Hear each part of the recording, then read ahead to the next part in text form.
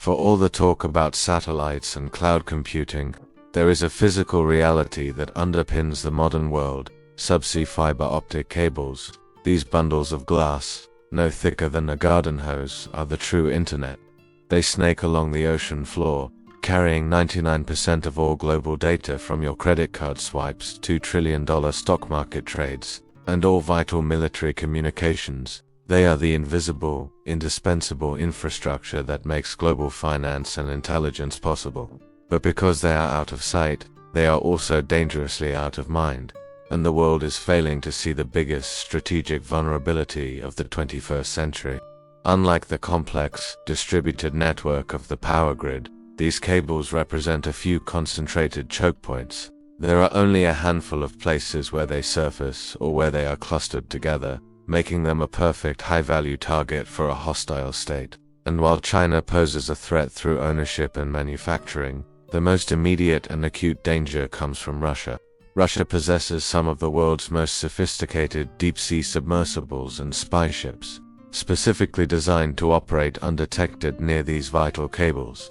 Their naval doctrine explicitly identifies these cables as a strategic target to be used during a conflict to cripple a rival's economy and military effectiveness. This is a terrifying, silent threat, turning the deep ocean floor into the ultimate red zone of geopolitical warfare.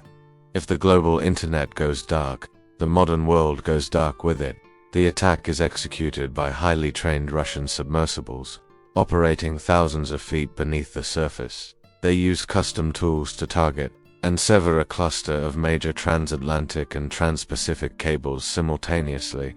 The goal is not just to cut one line, but to maximize chaos by hitting key choke points where multiple cables converge. The immediate global impact is a financial earthquake.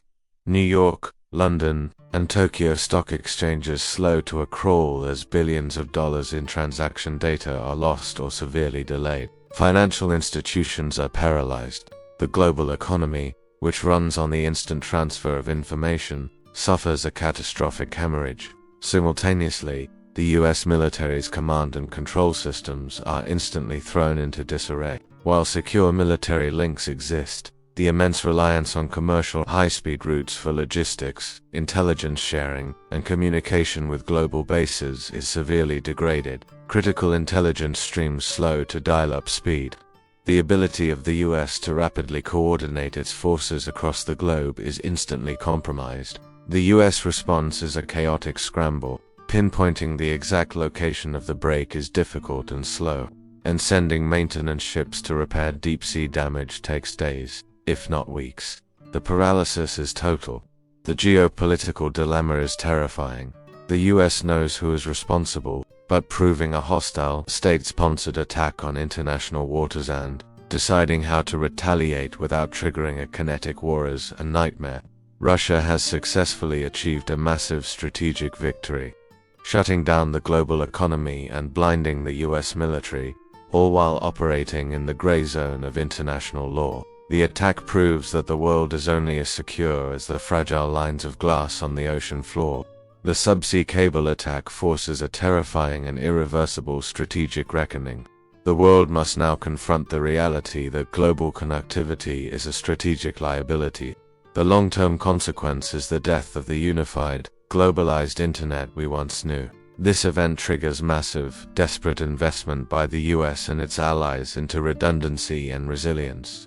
Trillions of dollars are poured into creating new cable routes that bypass known choke points and into alternative technologies. Suddenly, the Starlink constellation and other private satellite networks, once seen as secondary internet providers, become a vital national security asset, a necessary lifeboat to maintain connectivity during a subsea siege. The value of controlling low Earth orbit skyrockets, directly tying the subsea cable war to the space war. The most profound shift is geopolitical.